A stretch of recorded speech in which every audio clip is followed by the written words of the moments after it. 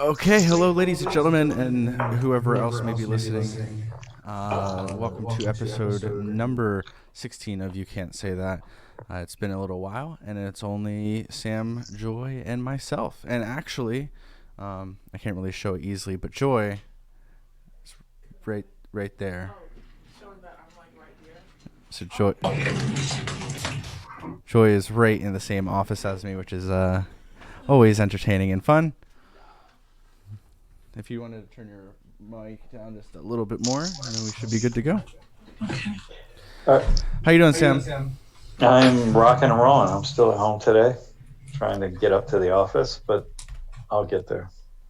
Hey, did you show easily? But let's. So really, this is the first podcast of the semester. It is, and we've had a lot of classes thus far, and a lot of things have been happening. And much happening in the news and much happening in the world. And yesterday we talked in class about the coronavirus. And it's kind of big, actually, sociologically. So I don't know if I was able to really get that across. I don't know what the two of you thought, but it just, not speaking as an immunologist or someone who is kind of thinking about the issue from that particular perspective, but thinking as a sociologist and watching how stuff is unfolding and comparing it to something like just something like Stephen King's The Stand, or who knows, and some dystopian reality of life run amok, or dystopian story of life run amok on Earth. I'm not one that thinks thinks of the worst case scenarios, but anything could happen. Things could spiral, and they could spiral really quickly. And oh my God, right?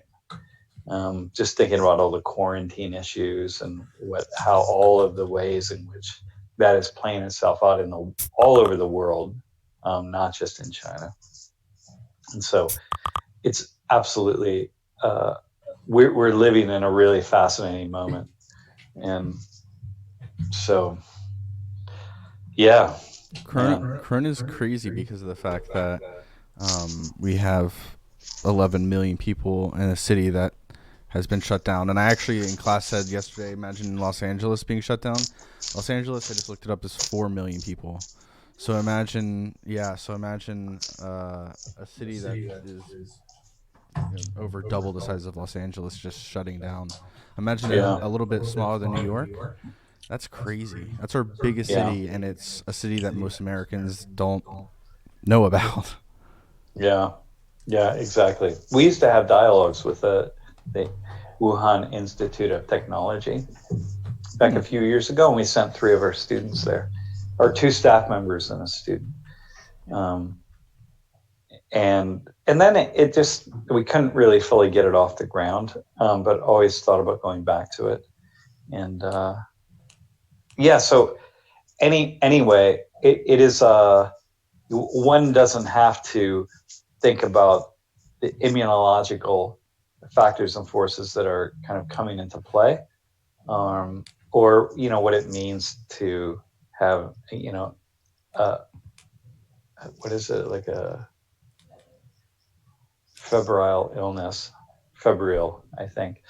But wow, the quarantining and how quickly this could just unravel, continue to spiral. I was talking to a student last night who got a WhatsApp text from a friend in Jordan, and that there's a factory in Jordan that has apparently a lot of Chinese laborers for whatever reason, but they basically quarantine the whole factory. Now, I don't know, like this is through somebody else, and I haven't had time to kind of jump online, but this was coming out of, this was a WhatsApp message, not news. I mean, there are lots of things that happen all over the world that are not making the news cycle, so you may not find it, but apparently all the workers in this factory have been quarantined just because they're Chinese and because people are afraid, even though none of them apparently, but again, I don't know, have been back to China in the past several weeks. And so someone in class asked about, kind of that kind of question, right? The impact of that, and how this sort of thing can lead to greater discrimination or different kinds of treatment with people. Well, that would be an example right there, that we're going to pick people out just because they're Chinese, when in fact this is not. It's not just a Chinese issue. No, it's not anymore. It simply started there.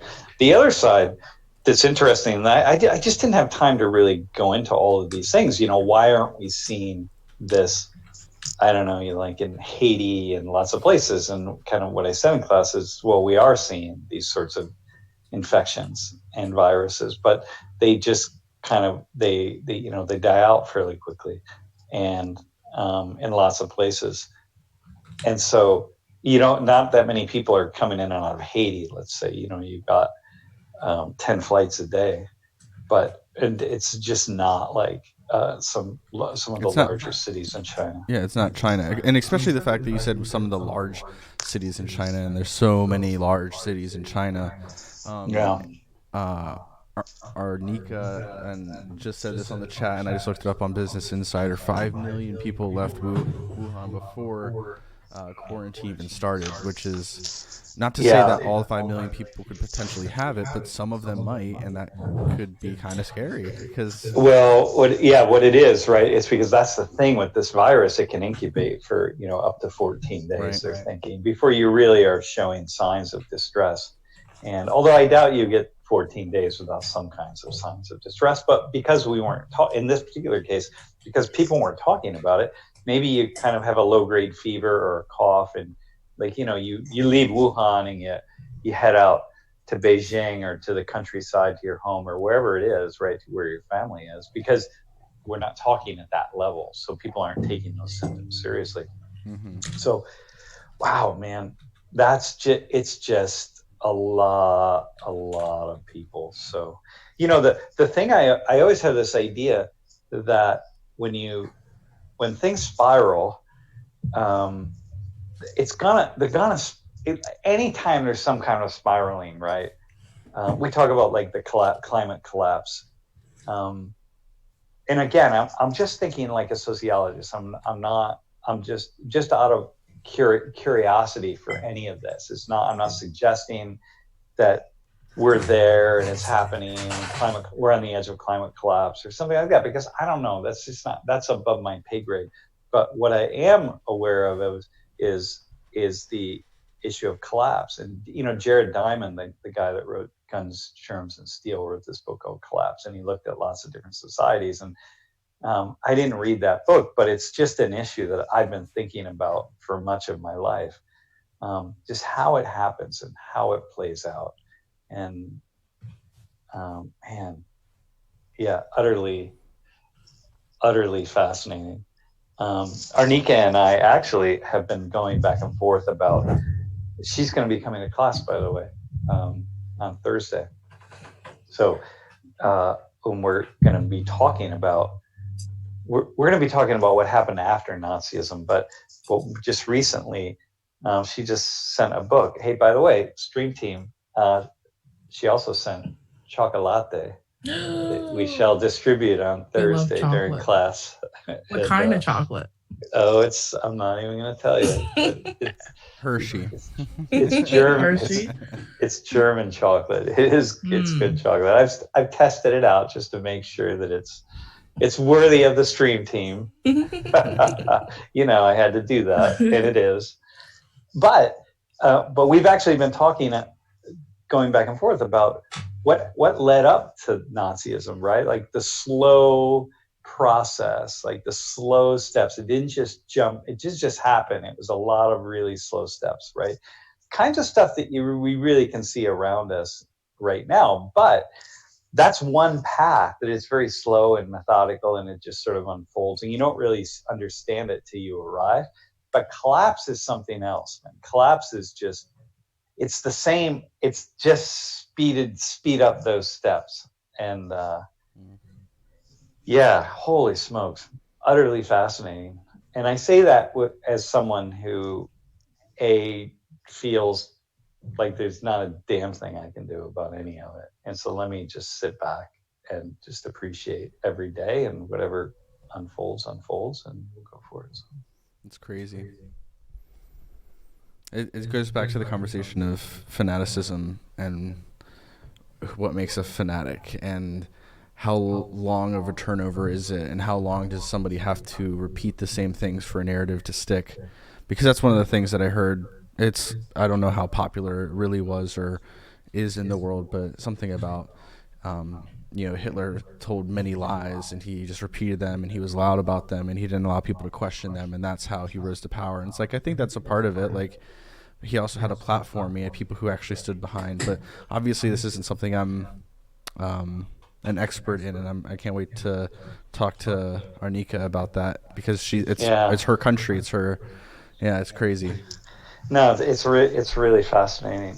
It's really fascinating, especially for like when like I'm mostly almost 100% German, and my family, we don't connect ourselves with, oh my goodness, sorry about that, with the Holocaust at all. But it's when different people have different, well, exactly, because different people in different situations, they get their families connected to these horrible things that they had nothing to do with.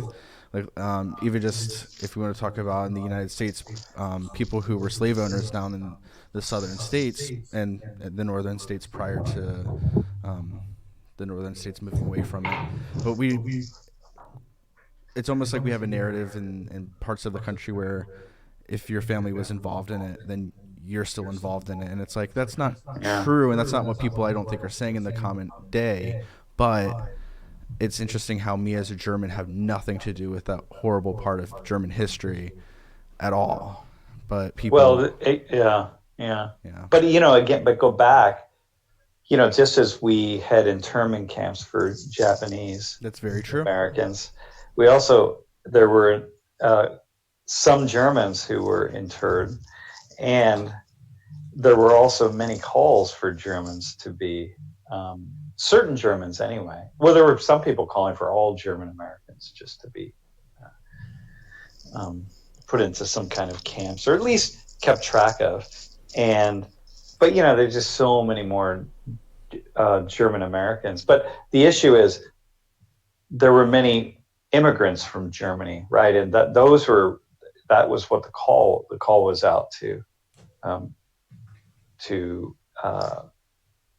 round up or arrest, or at least keep track of the newer German immigrants. So that's what I say. That's what I mean when I say, well, back in the day, it would have been, all German and German Americans were in the United States were really very much thinking about this all the time, as were many, many people. But then it just kind of quickly passes. And she said on the chat that it was just one little change here and one little change there, and then people didn't really notice it happening. I think that's true for most things. Like, we don't notice the tiny little things, especially that our government's doing. Like, our government is huge, and they do so much, like so many things every year that we won't notice.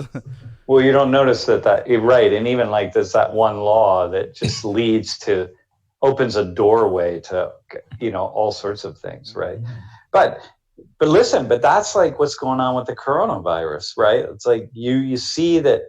Wait, the cruise ship off of the coast of Italy is quarantined, right? It's like, well, not anymore. They let it go, yeah. So the woman tested negative for coronavirus. They don't know how long until they will allow people off the ship, but it's technically not in quarantine anymore. Okay, so, but you watch these little pieces, and you want them, right? Like you really want that to happen, because this thing could unfold it so quickly, right? Very quickly. Here we are. We're asking for these governments to really step in and hold people accountable and not allow people to travel, freedom of movement, and so on and so forth. It's like, it's crazy, right? How 50 years from now we could look back and say, wow, it was something. It was in 2020 at this. That when things really took a shift, and suddenly we put all these laws on the books that allowed international organizations to step in and sort of pass these decrees and that radically altered freedom of speech or freedom of movement or something. Yeah, that's what's so. And again, in a class like Social 19, it's what makes this class so fascinating, because you really see that we are all connected. And, we say that it's like this cliche thing, like Mr. Rashidi was saying on the stream yesterday, which just that awesome message of his that really we're all, if we just talk to each other, we'll see that we'll all be kind to each other, because we'll see that we're all really very much related. But even if we don't talk to each other, we can see that we are very much connected and related with one another when something like this happens. So, yeah, it's really, yeah. Joy, do you want to take that question?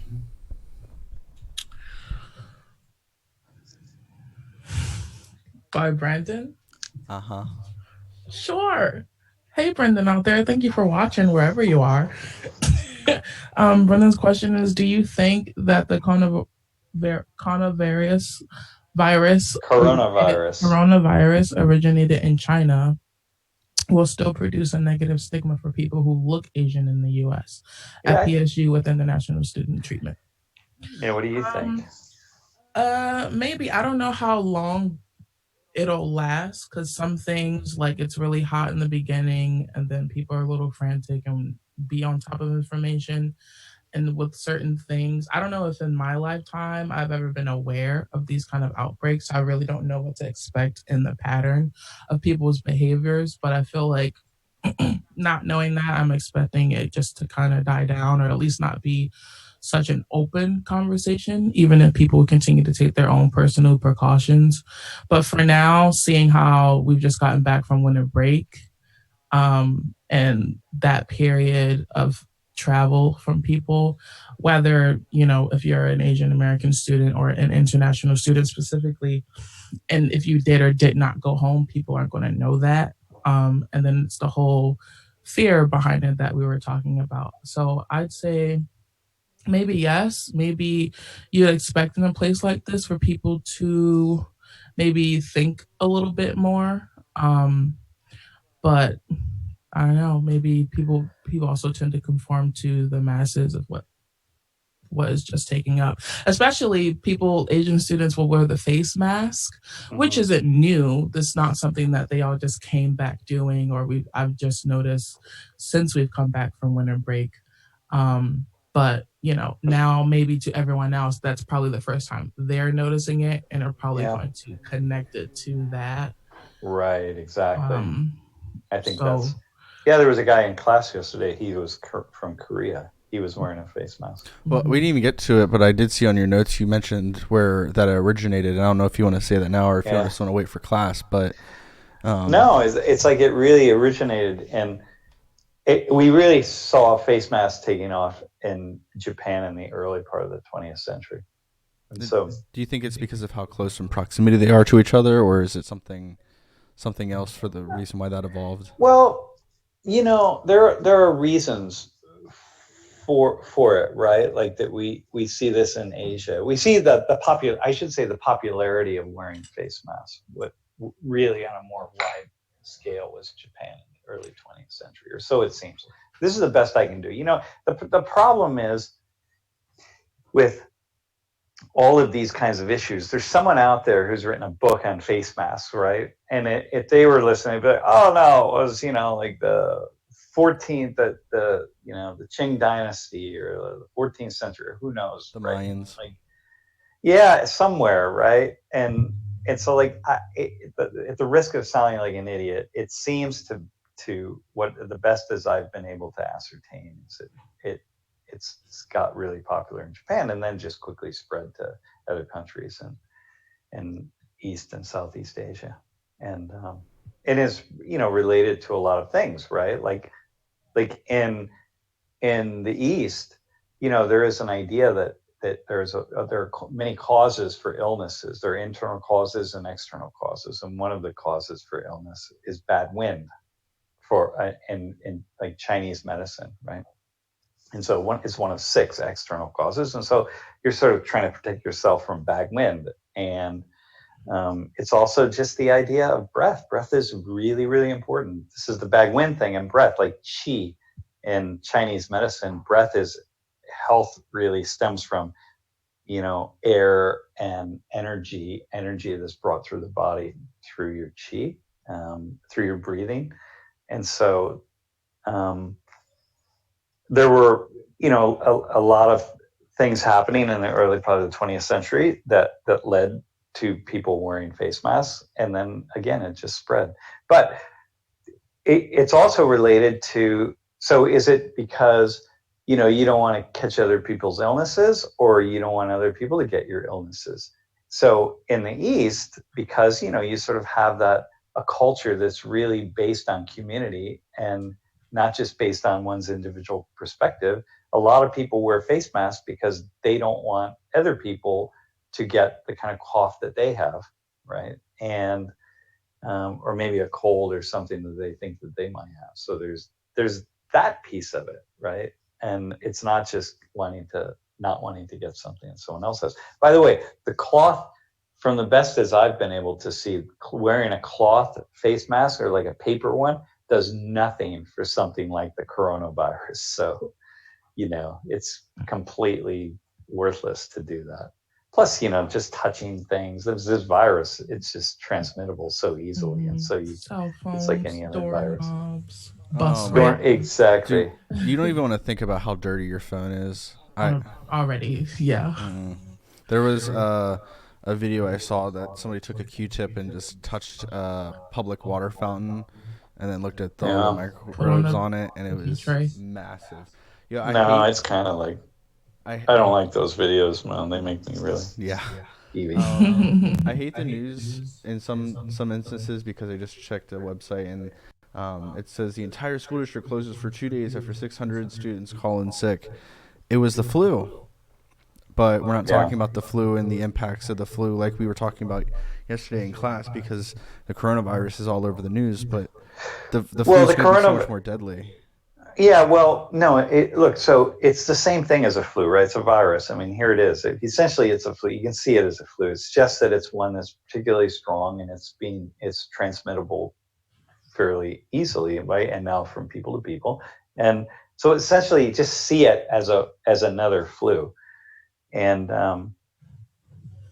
can you just look up, for example, how many people die in the United States from the flu every year? And again, mostly when you say you die from the flu, you don't die from the flu. You die from some way in which the flu just weakens your body. So often it's upper respiratory infections like pneumonia, right? Or you already have a weak heart, and the flu just sort of takes that a step further. The CDC estimates that influenza has resulted in between 9 and 45 million illnesses, between 140,000 and 110,000 hospitalizations, and 12 to 61,000 deaths annually since 2010. Just in the United States? I'd have to, hold on, let me find out. Yeah, probably. That sounds about right. That would be 12 to 61,000. It is CDC, right. So. Yeah. Okay, so, this is a lot, right? But it's one of those things we don't talk about. It's like how many people die from allergic reactions to aspirin, right? Or Advil or Tylenol or acetaminophen or whatever they call them. So so it's not. This is one of those things where the job of the news, the media, is to sell their product. And you're not going to sell your product if you don't have something to really sell. And so I have a conspiracy about that. Yeah.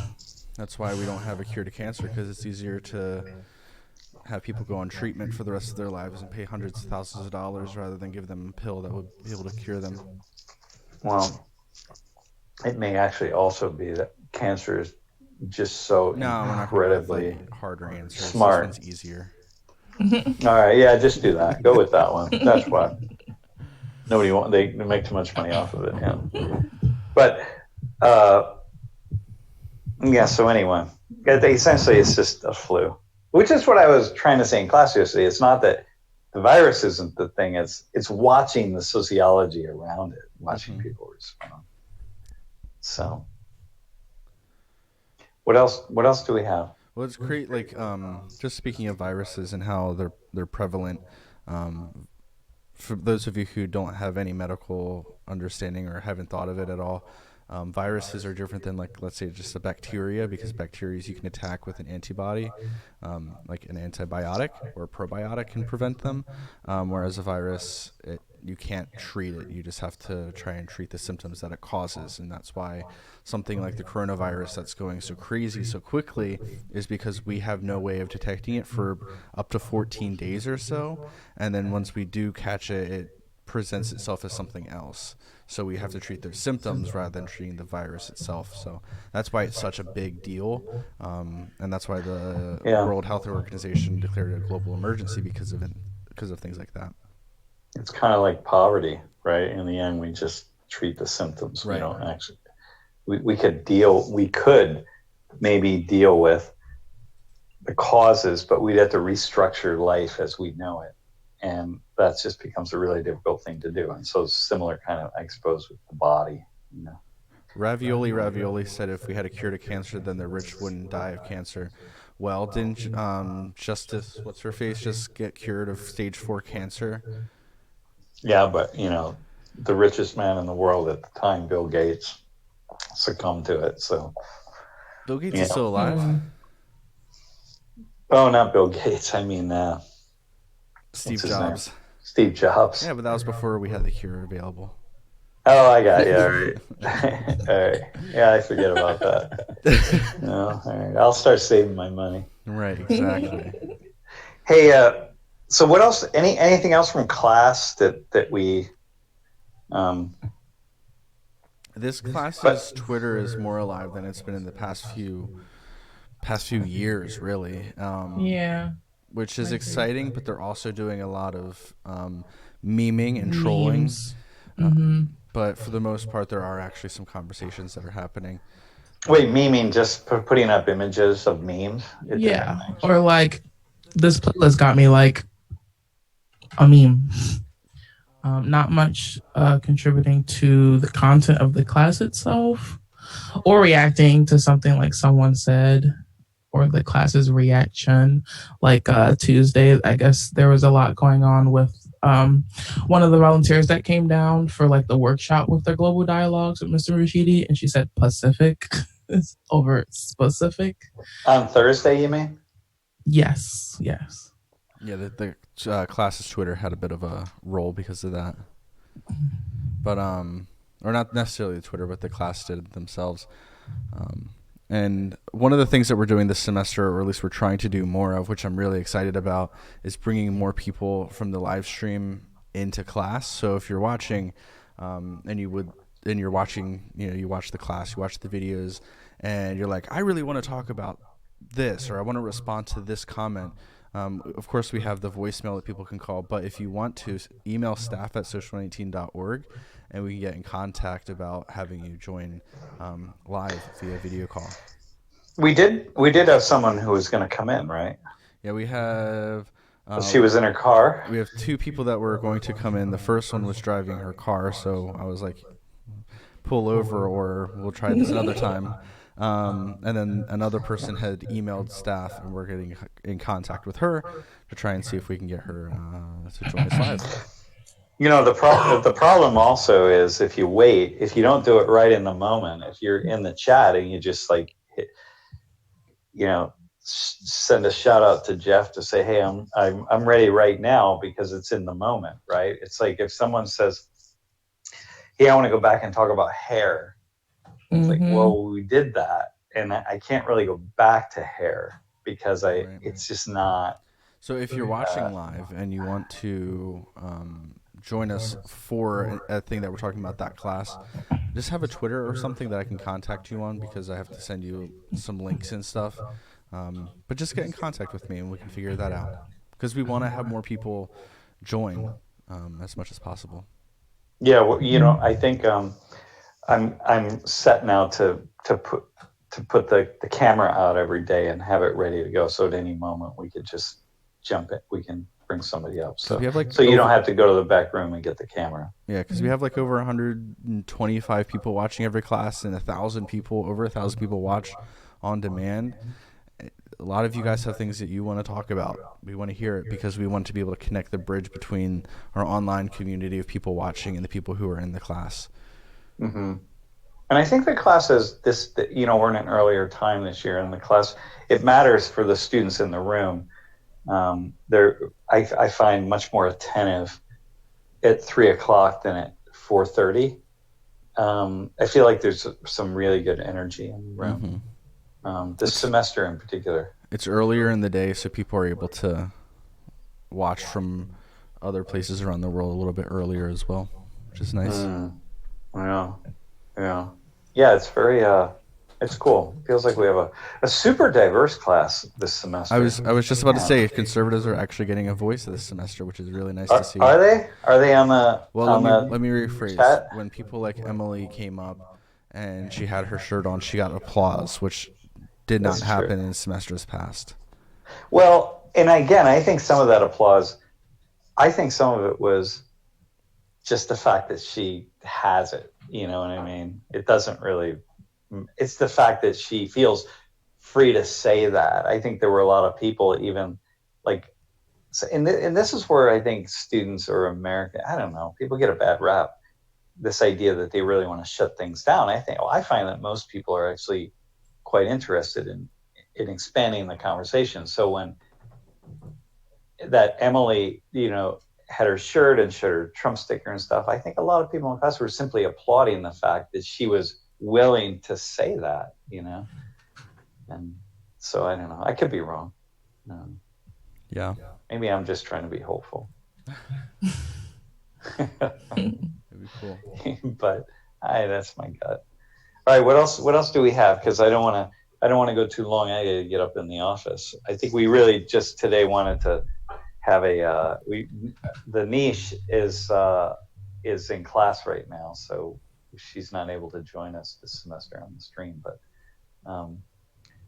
I just wanted to have a quick stream just so we just said, hey, we're out here, we're rocking and rolling, we'll be back, we're making it work. It's been really hard getting started this semester because we got a lot of things happening. Yes. One of the reasons why that Joey and I are in this, we're here and not in Thomas Building like we normally are, is because we've just been super busy that it's like, hey, let's jump on for a half hour or an hour. And then as soon as we're done, we don't have to tear down all the equipment and do all that stuff. So I think this we can do a little bit easier. If there were any questions left on the stream, we would love to be able to answer those quickly. I saw one that said, why are there so many college students that are leftists? Oh, dude, I got an answer to that. Joy, what do you think? What's your? Each one of you give like a really quick answer, and I'll give my answer.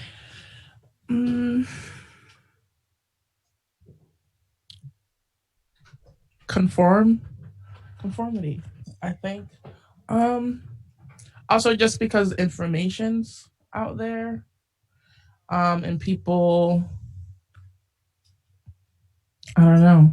There's just a lot of information out there now that I think people can make up their own minds, or maybe there aren't their own minds and it's just the overarching idea of I stand for what's right, or I don't know. A lot of things that feed into certain narratives or terms that come out of people or what they identify, like the snow bunny thing or snowflakes or whatever it was. Probably those same. All right, but conformity. But you think conformity is part of it. People are conforming. Jeff, what do you think? I take every time that I've heard the quote, it's always been given to Reagan, but I don't know who said it. But it said, if you're young and not a leftist, then you don't have a heart. If you're old and not a right winger, then you don't have a brain.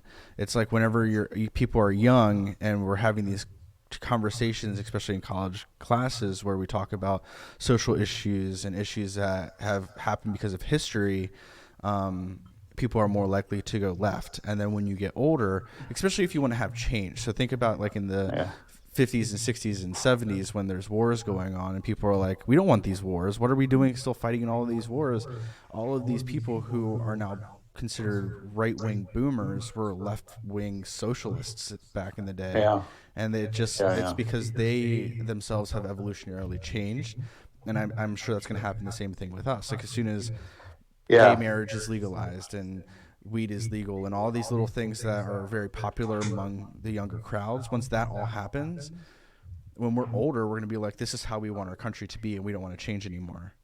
I think it's just the natural evolution. The change of things.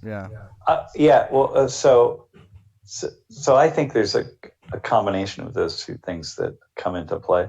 One, I think that when you're young, when you're a teenager in your early 20s, you're like really in your developmental period, right? Where you're changing, you're transforming. Things are changing really, really fast. And so change is just kind of part of things your whole mind, body, spirit is in a change or transformation stage of being, right? So therefore, it's a lot easier to imagine changing the world writ large, things like ending poverty, ending war, and, treating people, finding different, more egalitarian ways to treat people, hunger, dealing with hunger and so on. And Joe, you're getting a phone call, my friend. Yeah. And so, so that's one. So I think it's just naturally, that's sort of a natural process, right? Two, I think a lot of people probably have an experience like the one that I had, which is I just started actually paying attention to things that I had, always heard about, like, all these things: poverty, hunger, war, criminality of the elites. And I started to, for the first time, say, pay attention, and say, wait a minute, it doesn't have to be, this is crazy. I can't believe the world's like this. I never really believed that to be true. And so a lot of times students are taking these general education classes like sociology or anthropology or political science or whatever. And really, in some ways, for the first time, they're starting to read things about the world. Like, I take this intro to social class and I suddenly read this article about how much hunger there actually is in the United States. It's like, damn, I didn't realize that. And so then people just are naturally inclined to shift a little bit toward the left, toward being more progressive because of that. And that makes sense, right? Of course, that's what you want, right? Now, who's going to read about the vastness, right now, homelessness in the United States? Like, man, you just look at homelessness in California as an example, or Florida.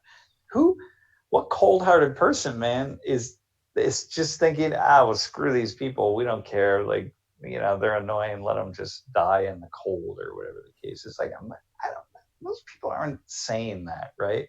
But, you get to a certain age, like my age, and you've been thinking about and hearing about and reading about or whatever homelessness for your whole life. And it just gets easier to conclude, okay, we're never going to change that.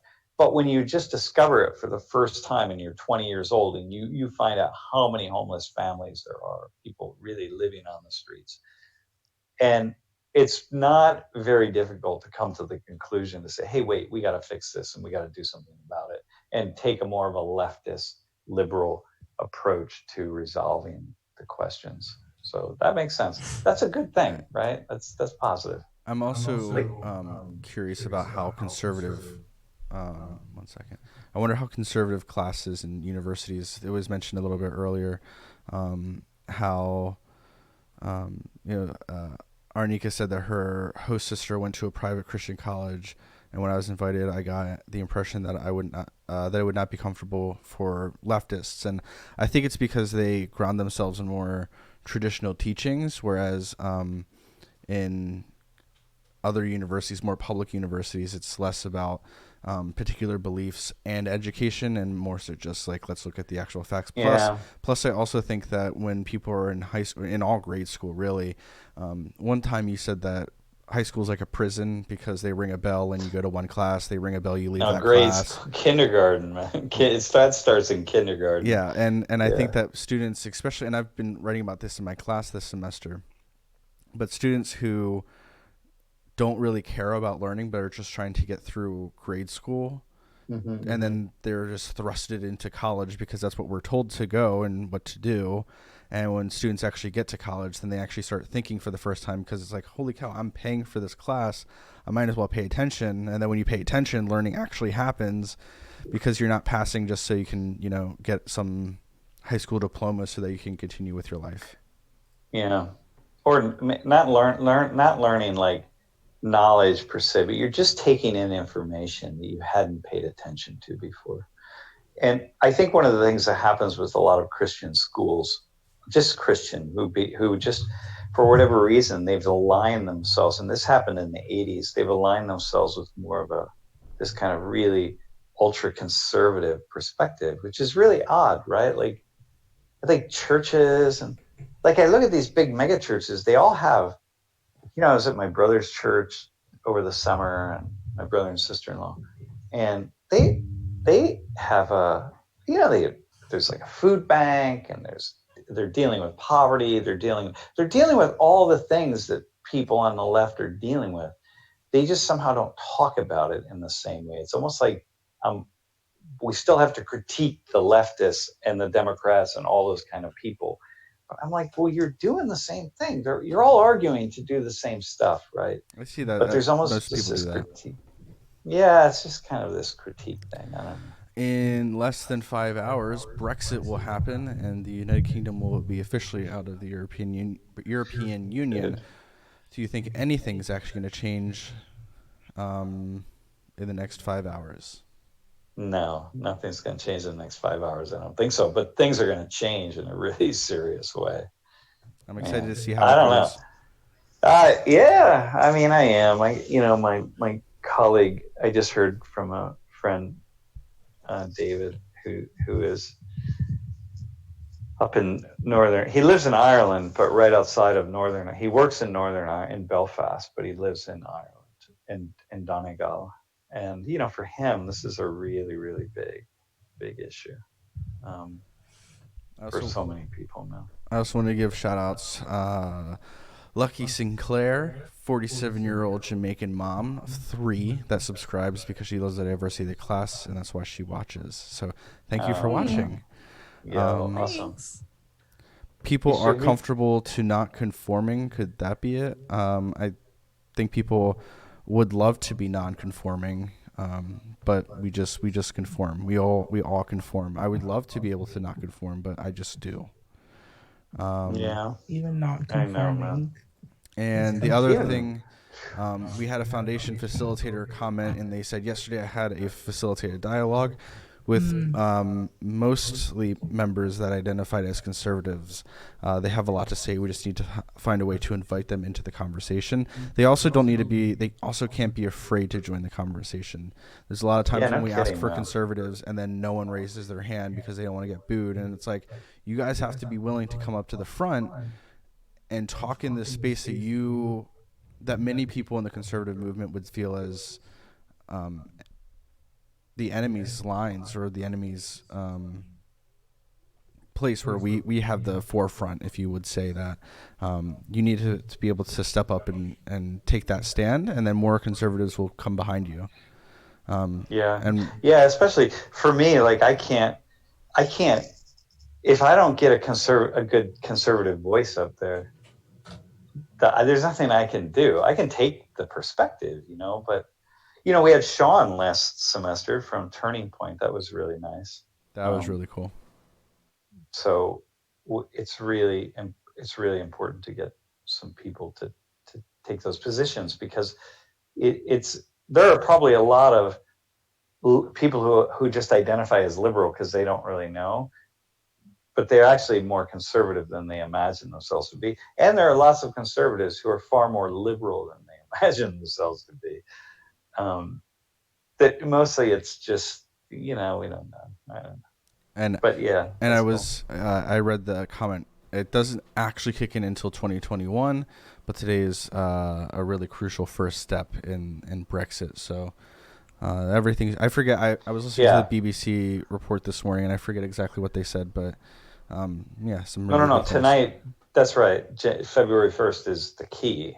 It's the move, and now everything. It's going to just be a year of negotiation. That's right. Yep. Yeah, and with the EU, and man, the EU is not going to play softball with the UK. So, and they're not, and the UK is not going to be in a position. They really don't. I don't feel like they have a lot of strong bargaining power, but we'll see. I don't know. Maybe they do. Who knows? That we will. Hey, it's cool though to know that the thing about more conservative students. That's good. That gives me it's really important for me, because I I'm always trying to not take a lot of different. I'm trying to take a lot of different sides, and so it's really important that I know that there are certain people in the classroom that it forces me to be more honest about some things. So when people on the stream who watch the stream, there are a couple people who then email me on a fairly regular basis, critiquing various things or arguing that I don't go far enough, or I was being really soft about something, or I'm not, or dishonest, not really approaching something in a way that I should have. It's really good when I know that those folks are watching the stream, because it really does keep me more honest. And I want to be, right? I want to be intellectually thoughtful. So it's good for all of us. I suggest setting up a way for students to submit questions anonymously, so they're not booed or called out for thinking differently. We have many ways for students to be able to reach out. They just don't. Again, the voicemail is a huge way. That's not sorry. No, but in the middle of class, right? So if people put a question out on Twitter, they really would have to open a separate Twitter account and then throw questions out there. But they could do that. That takes only a hot minute, right? It's hard to log into the chat anonymously because, well, it's not. You open up a different YouTube account too. But at the same time, there's almost like, I don't know. I think I'm really fair with certain questions that we try to be out there. Like a guy, and I was going to bring this up after the one class when I was talking about hair, and he said after class, but isn't it like, at what point though is a certain amount of discrimination just inevitable? It's just going to happen. Like, how far do you bend to make sure that it doesn't happen, right? I thought that's a really good question, and I don't have the answer. That's what we're arguing about all the time. Some people just feel like other people should bend a little further than they do, and other people feel like they shouldn't have to bend at all. So it's like, Joy might feel like, hey, whatever, my hair, it's all good. I'll just accept a certain amount of discrimination. And another day you might say, I don't want to accept any discrimination. Like, no, this is unfair. It's wrong. It shouldn't happen. And mind your business.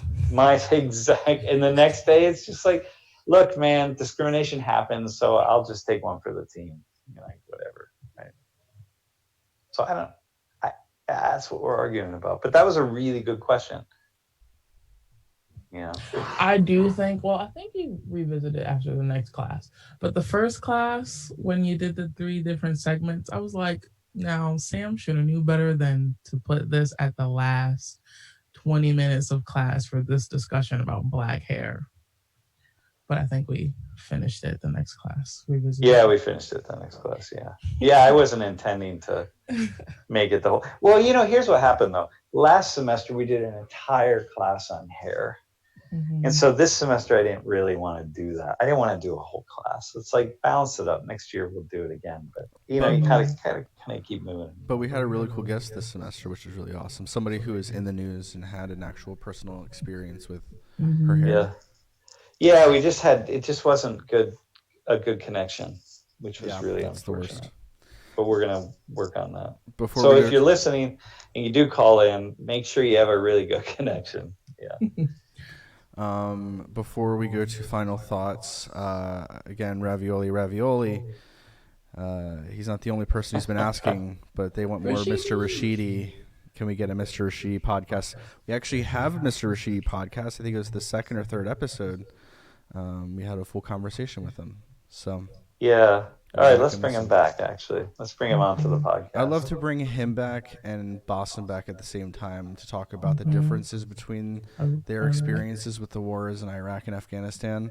Because we as Americans, or at least me as an American, we think it's the same war, so like it's the same experience. But I would love to see how they have similarities and differences with their experience through through those wars. Yeah, and and Rafi.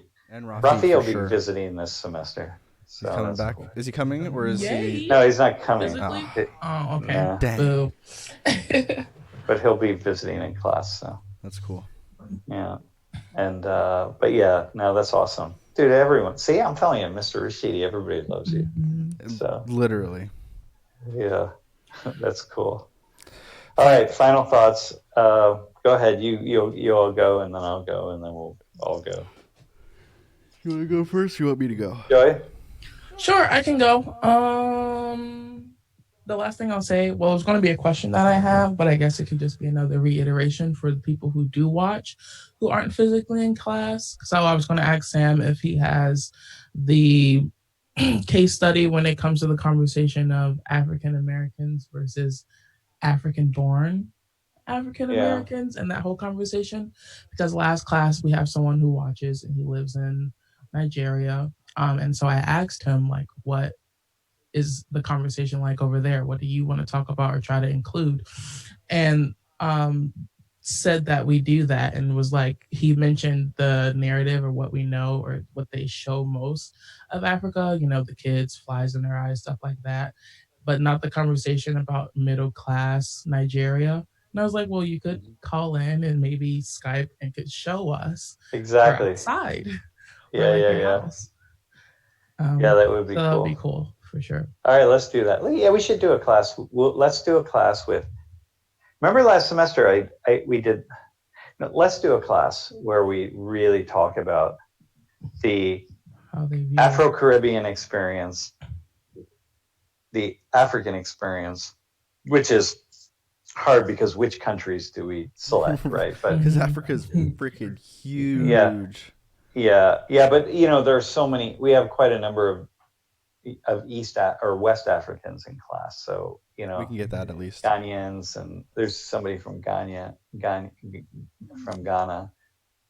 Well, we had the woman from Liberia. There's several Nigerians. So, anyways, and then African Americans. So let's build a class around that and just have this kind of conversation. I would like. The problem is you gotta get people who are willing to be honest. Mm-hmm. That's why having a couple people calling would be really nice. Yeah. One more question, Sam. Any semester schedule for the upcoming? So, like, is there anything that you think we're going to be covering this semester that you can see, or is it just all we will see when we get there? Well, that's a really good question. I think that I'm trying to get Lori back in to do some kind of version of the what we used to do as the Nini Penis lecture, but I don't know. Mm.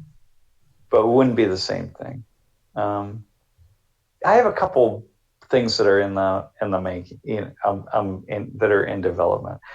I'm trying to get a former student, now colleague of mine, to come in. He was going to come in early April, but Lori and I are going to be out of town, so I'm not sure what we're going to do there. But to talk about what it's like being a white man who's working in a less developed country. He does a lot of work in Haiti, and just what it means to be working. If you're not a white man, actually, that's one piece of it, but also an American and a wealthy American. So those three things: a wealthy person, an American, and a man who is white. How do you do that in a way that is just really thoughtful, respectful, and valuable to all parties involved? It is really incredibly difficult. and is not patronizing and not. So anyway, that's a class that may happen. That would be an awesome class, and he may end up coming, and I won't even be there.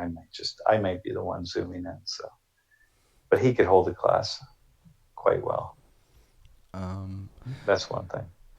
So for my final thought, I'm super excited for this semester and the possibilities of bringing more people in to talk about their experiences, especially for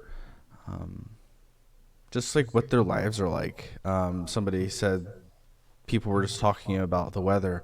That's something that like I don't know if it's just me, but I'd love to hear just random little things about people's hometowns that make it special for them.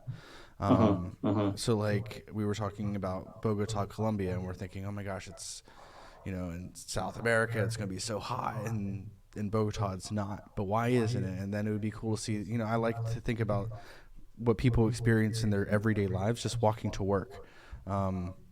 And Yeah, exactly. and Yeah. I really want to get to the things in which we hold that are opposites that we hold the same.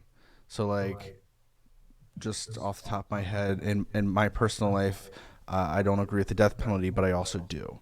And so I want to be able to talk about issues like that with students who hold these two very opposite opinions of I hate taxes, but I also want to help people. And how do we get into the middle? Because that will, I think, help depolarize us between I'm a left winger or I'm a right winger. And it's just like, well, I'm actually more central than I realized. And I think most of us are. So I want to get to that. That'd be cool. Oh yeah, that's cool. Yeah. Sam, your final thought? I would say same thing. I'm really looking forward to the semester. I think we've started out in a really solid note. The class energy is really, really good. I feel good. Squirrels jumping on the feeder. What people in the class don't know is that on Tuesdays, Lori is in the back room, the stream room, watching the stream, and she's on a microphone speaking into my right ear. So that's really awesome for me because it means that I can do the class, but I have this person. Lori is my wife and the director at World in Conversation. I can have this person in class who can kind of watch everything in slow motion and then just say some key things in my ear about how to rephrase a question or where to go with if I'm talking to somebody, where to go with it and how to make it actually a little bit more meaningful. And it's just really she's super insightful about those kinds of matters. And so it's really helpful for me to have that. So if you watch the class and you notice, I have an extra earpiece in my right ear. It's really, really nice. So just on Tuesdays. Final comments from the live stream. Mylan said that it would be nice to see a class guessing who is American or non-American, and specifically people who are African versus African American versus people who are white and American and white and not American, or like they're European or something. And then also Asian people who were, you know, they're 5 generations American, but they look very Chinese. And yeah, it would be cool to do that. We have done that in the past, so if you want to try and find those, you can. But no, let's do that. Actually, let's do that in a different way. It was crazy. Yesterday, I was trying to find 4 students from China because I wanted to bring them up, have them volunteer, come up to the front and talk about the virus. And everyone I was just running into, there were so many stories. Yeah, I'm Chinese, but I live in Australia. Or Chinese. I'm Chinese, but I'm half Chinese and I'm half Japanese, but I live in Europe. You know, like what? It was really hard to find anybody, but let's plan that. And you know, Arnika's daughter gave me this awesome, or gave her asked Arnika to ask me, which then led me to say, here's an awesome case study.